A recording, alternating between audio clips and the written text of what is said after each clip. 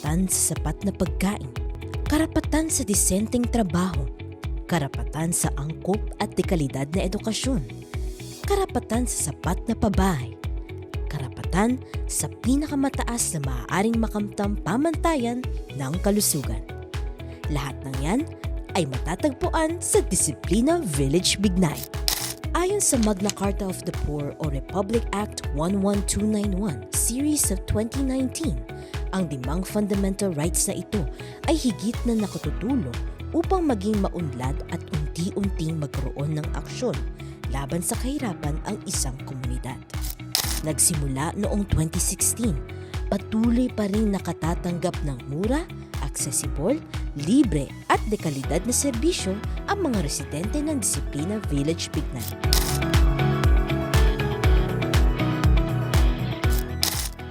Ang ICFP o Integrated Community Food Production ay isang programa ng NAPSI, National Anti-Poverty Commission, at ng Valenzuela City Government. Tapos ang NAPSI ay nag-organize ng mga beneficiaries at saka yung orientation para mapatakbo yung farm. Continuous po yung monitoring ng NAPSI at ang City Agriculture Office sa technical assistance at saka sa pag-guide doon sa mga farmers na beneficiaries. Sa tulong ng National Anti-Poverty Commission, naging posible ang Integrated Community Food Production o ICFP Farm sa Disiplina Village Bignay. Katuwang din ang Department of Agriculture at Department of Environment and Natural Resources, nagbibigay ang farm ng sapat na pagkain at iba't ibang benepisyo para sa mga residente. Unang-una, sa kanilang masaganang ani. Yan. Tapos masustansyang pagkain sa hapag. Yan. Tapos bukod doon, isa to sa kanilang livelihood, extra income. At masaya silang gumagawa sa kanilang community garden. Bukod doon, ehersisyo, araw-araw. Yung lahat po ng mga hina-harvest po namin dito ay binebenta po namin dito sa community. Pero yung pong mga kinikita nito ay kung kami, mga volunteer lang po kami, wala po kaming sahod talaga. Kaya yung kinikita po namin dito, yun po yung nagiging income po namin. Bali, 50% po yung para sa mga beneficiary, 50% naman po yung para sa garden. Malaking tulong to, kagaya nga namin, wala naman kami talaga mga hanap buhay. Bukod doon sa may income na kami, meron pa kami mga naiuwing mga gulay. Kasi dito sa amin, kahit wala kaming harvest, pagka yung mga beneficiary dito sa garden, pwede kaming manghingi o kumuha dito ng mga tanim namin para makakain kami ng sariwang gulay. Malaking tulong din to sa amin, ma'am. Kasi minsan na may aakyat dito, hindi lang ito, may aakyat, magpapa-repair, magpapaputol ng pantalon, papagawa ng kortina, bedsheet, yun. Na tinatanggap po namin, kumikita kami doon, ma'am, pang-allowance. Maganda, ma'am, kasi dito, ma'am, simula nang nananahin na kami dito sa livelihood.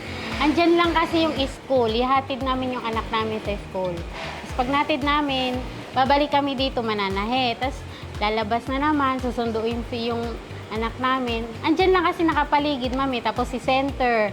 Pag kailangan, nandyan lang din po. Tapos babalik kami, mananahin na naman.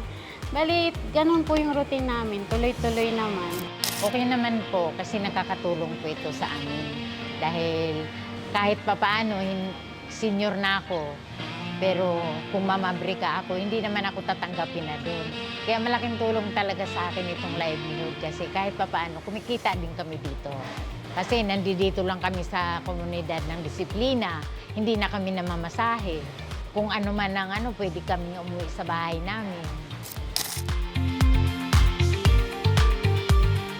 Napakapalad po ng ating mga estudyante dahil meron po, ang eskwelahan po namin ay may sarili pong MOE fund. Sa MOE fund po, doon na po namin kinukuha yung mga test paper po ng mga students kaya hindi na po sila nagbabayad. Unlike before na may mga contribution pa po na piso, ngayon po kasi free na po. Pati po ang school ID, libre na rin po. Thank you po sa inisyatibo din ng City Government of Valenzuela sa libreng ID list po. Kaya ang mga bata po dito ay sobrang mapalad po na ino-offer na po sa kanilang lahat. Makakapag-focus na po sila sa kanilang pag-aaral. Mayroong 4,090 students sa Disiplina Village Pignay Elementary School at National High School kung saan sila ay nakatatanggap ng angkop at dekalidad na edukasyon sa pamamagitan ng national at lokal na pamahalaan. Dito po, sobrang laki ng advantage na hindi kami binabaha, malapit at hindi na namin kailangang magkaroon ng pamasahe. Sobrang proud ako dito ngayon sa school namin. Kasi yung mga teacher, sila ang nagpo-provide. Talagang walang may iwan na bata. Kasi ultimo kinder, marunong na magbasa. Para pagtungtong nila ng higher level nila, hindi na problema yung mga teacher na pababasahin. Walang may iwan na bata, lahat ng estudyante makakapagbasa.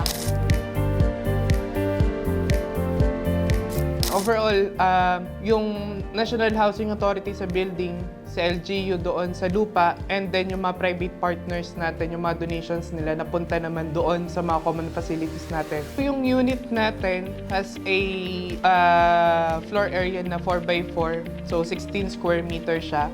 And yung design naman niya is loftable, so yung 16 square meter, pwede siya ma-convert into 27. Yung iba nga, umaabot pa nung talagang 32 square meter depending on how the family could adjust yung floor area nila. So, 4x4 and then yung lilipatan nila bare unit.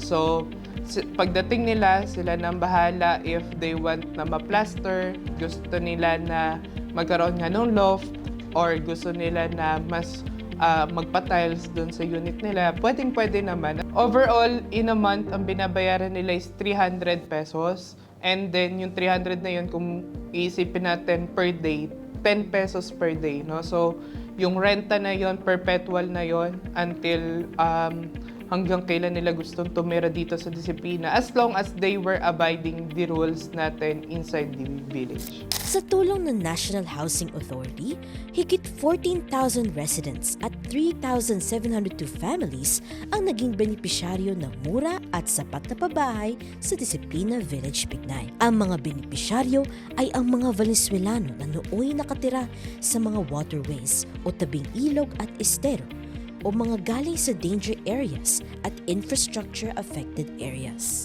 Dati po nakatira kami sa may boundary ng tulay at saka yung tatawid doon sa may Malinta. Dati po kunting ulan lang, binabaha na po kami doon. Kaya malaking bagay sa amin ngayon na hindi na kami dito binabaha sa may Pignay Disiplina. Kaya malaking luwag sa amin na hindi na kami kinakabahan kahit malakas yung ulan. Hindi na kami natatakot na babaha pa kami. Para sa amin, medyo lumuwag yung pamumuhay namin. Madali po talaga kasi hindi na kami mamasahe. Gaya yung dating tinitirahan namin doon, mamasahe pa kami, magta-tricycle pa kami, papuntang health center. Eh dito, lalapit na, lalakad na lang kami.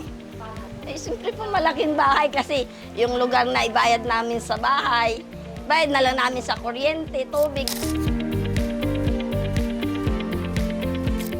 Actually po, ang Pignay 3S Health Station po ngayon ay nire-renovate under po ng local government ng Valenzuela po. Siyempre, ang mga pasahod po ng healthcare workers po ay nagagaling po sa local government ng Valenzuela, including na rin po yung mga gamot ng ating mga senior citizens po, ng mga ating mga TB patient. Well, sa Department of Health naman po, malaking tulong din po yung binibigang assistance po nila kasi nagbibigay rin po sila ng mga libreng gamot at nagbibigay po sila ng mga bakuna po na ginagamit po natin every Wednesday po sa immunization po.